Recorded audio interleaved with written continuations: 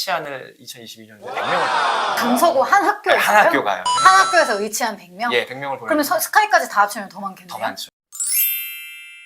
안녕하세요, 사장님. 네, 안녕하세요. 안녕하십니까. 1만 구독자님들을 보유하신 목동 아빠님과 오늘 저희가 협업을 하게 됐습니다. 목동 아빠님 자기소개 한번 부탁드려도 될까요? 네, 저는 부동산 투자 법인과 공인중개사 사무소를 운영하고 있는 목동 아빠라고 하고요. 목동 아빠 행복한 부자 되기 채널 같이 운영하고 있습니다.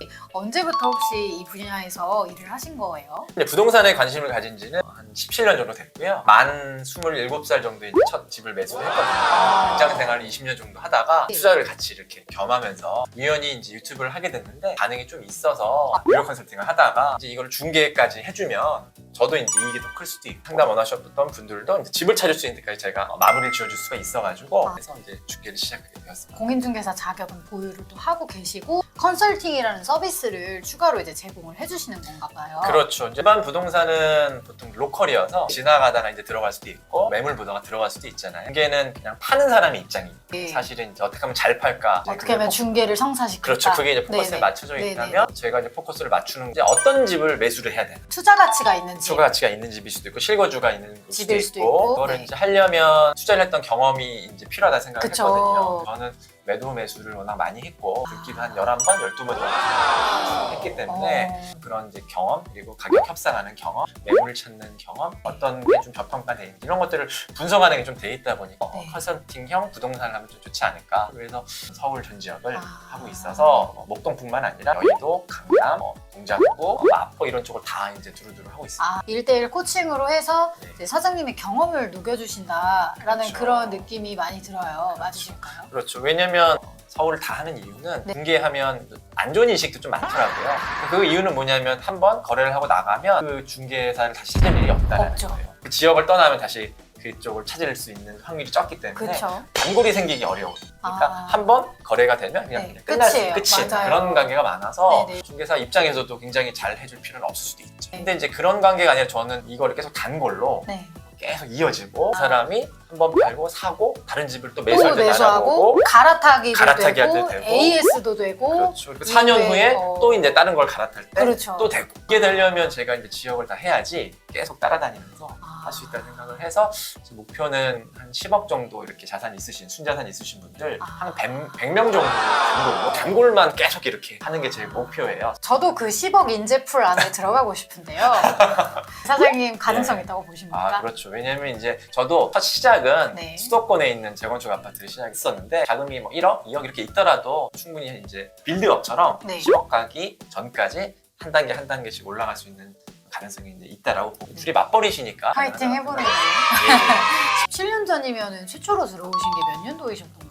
만 27살 때 만 27살. 예, 제가 이제 한 1억 정도를 그때 열심히 일해가지고 그때 1억이면 되게 크잖아요. 그쵸, 지금 한 2억 5천? 한 3억 정도 되는 값어치가 된 것 같아요. 그때 이제 많이 아끼고 네. 사람도 안 만나고 그쵸. 예. 필수죠. 여자친구도 안 만나고 네, 젊은 여자친구. 나이에. 예, 그렇죠. 결혼하셨나요? 지금 했죠. 네, 다행입니다. 부동산 투자를 처음 시작한 이래로 목동 지역에 처음 들어오시게 된 시점은 언제였어요? 금융 위기 이후에 네네. 부동산 시장이 좀 안 좋았었잖아요. 제가 첫 집을 매수했던 게 이제 재건축 아파트를 샀다가 그게 나중에 이제 새 아파트로 바뀌었어요. 근데 그때 한동안 보합이었거든요. 집값이 지루하게 이제 지속이 됐었어요. 그렇죠. 집값이 오르지 않은 맞아요. 시기가 왔었는데 한번 어딘가 갈아타고 싶다라는 생각을 했는데 값이 좀 정체된 시기에 오히려 이제 상급자하고 갭 차이가 얼마 없더라고요. 그래서 갈아타기 하기 좋은 조건. 왜냐면 절대 금액이 서로 낮으니까 네. 8억이 반토막 나면 4억이고 4억이 반토막 나면 2억인데 2억이라서 4억 차이에서 2억 차이로 갭이 줄어든 줄어들었다. 거니까. 그러니까 제가 처음에 이제 수원에 있는 경기도 재건축 투자를 한 이유도 서울이 너무 비쌌기 때문에 어쩔 수 없이 경기도를 선택을 했는데 시기가 지나고 보니까 여기는 이제 재건축이 되고 새 아파트가 되니까 가격이 올랐잖아요. 다른 일반 신축은 좀 떨어져 있더라고요. 옮길 수 있을 만한 게 있겠다는 생각이 들었고 그때 이제 한참 뉴스가 나왔던 게 판교가 이제 분양이 그 당시에는 판교 입주할 당시만 해도 이제 마이너스 피도 나오고 판교 입주 때 마이너스 피가 나왔고요. 예, 나오고 그냥 무피도 나오고 그때 이제 가장 안 좋았어요. 2012년, 13년 예, 이때쯤이에요. 예, 맞아요. 분양은 잘 됐지만 입주할 때 되니까 그 열기가 다 식었고. 미입주 리스크. 그렇죠. 그래서 이제 제가 뭐 판교를 넘어갈까? 목동은 이제 예전부터 너무 비싼 지역이라 생각을 못했는데 알아보니까 그 당시가 지금부터 한 10년 전 네. 정도가 목동이 어떻게 보면 가장 이제 저평가가 받은 시기였죠. 왜냐면 그때는 이제 재건축도 안 되고 20한 4, 5년 차? 그때 재건축 얘기면 무슨 재건축 아직 멀었어요. 재건축이 안 돼요.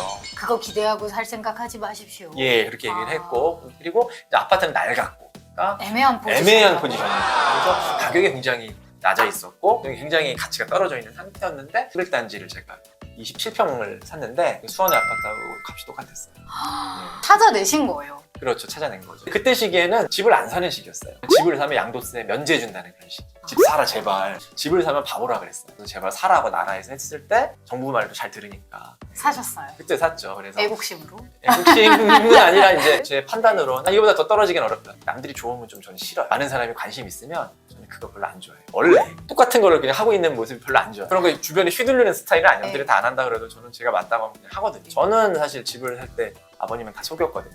3주택 될 때까지 얘기를 안 했어요. 폐가망신하려 그러냐. 예. 그런 말, 좋은 말 안 나올 수 왜냐면 있으니까. 대출 무서운 거다. 대출 무서운 거다. 해서 그때가 이제 목동 이제 첫 진입하는 네. 이제 시기였던. 가 됐다. 목동 지역에 거의 10년 이상 사실 계셨다는 이제 결론이 나오기 때문에 예. 목동 지역에 대해서 굉장히 잘 아실 것 같아서 이제 지역 소개부터 쭉 한번 시작을 본격적으로 해보려고 해요. 목동 지역은 어떻게 이렇게 각광을 받게 된 건가요? 제가 보통 얘기하는 거는 목동 신시가지 아파트 얘기하거든요. 양천구에는 이제 목동이 있고 네. 신정동이 있고 신월동이 있는데 일반적인 목동이라 하면 네. 목동 신시가지 아파트를 얘기를 해요. 1단지부터 14단지까지 계획된 이제 신도시거든요. 그 아파트들을 이제 목동 아파트라고 얘기를 하고 사이 중간에 껴있는 주상복합도 비싸기 때문에 같이 껴줘가지고 포함해서 이제 목동 아파트라고 얘기를 하고요. 이게 이제 개발됐던 시기가 뭐 85년, 86년, 87년 이때 본격적으로 개발을 다 했는데 86 아시안 게임, 88 올림픽. 예, 목동 쪽이 원래 이제 안양천을 끼고 있잖아요. 여기가 이제 비만 오면 이제 범람이 되고 상습 침수 지역이었어요. 굉장히 살기가 열악한 곳이었는데 네. 네, 목동이라는 위치가 사실은 예전에는 다 김포공항밖에 없었잖아요.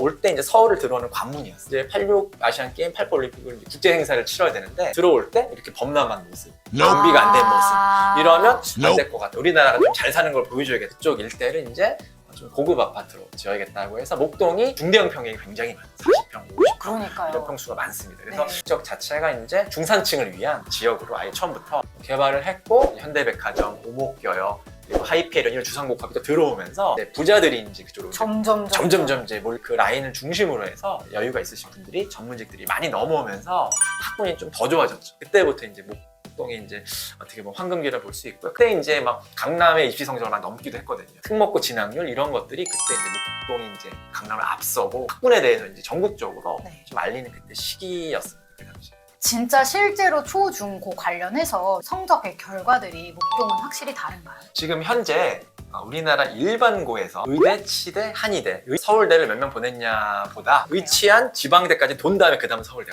서울대보다 위가 이제 의치안이니까 네. 서울대를 그렇게 안 가려고 해요. 의대, 치대를 보내려고 하는데 그 수가 이제 강서고라고 있는 전국 일반고 중에 1등이에요. 유명한 학교들 사장님 되게 많잖아요. 예, 예. 강남에. 휘문고 휘문고등학교 이런데. 있죠. 광역자사 그리고 특목고. 광역자사고는 그 광역 일대에서 거기를 강남이 아니라도 올 수 있는 거예요. 강남만의 실적은 아니죠. 특목고나 과고 이런 경우도 그 동네만 가는 게 아니잖아요. 강서고등학교는 거기에 들어가야만 땡땡이로 배정받을 수 있는 학교예요. 그 목동 인근에서만 갈 수 있는 거예요. 그러니까 진짜 그 지역의 실력이다 이거네요. 그렇죠. 근데 의치안을 2022년에 100명을 강서고 한 학교에 한 학교 가요. 한 학교에서 의치한 100명? 예, 100명을 보내면 그러면 스카이까지 다 합치면 더 많겠네요? 더 많죠. 마용성에 있는 모든 학교를 합친 것보다 이거 몇 배 많고 학교 하나가 네. 차이가 굉장히 좀 완전히 확 와닿았어요.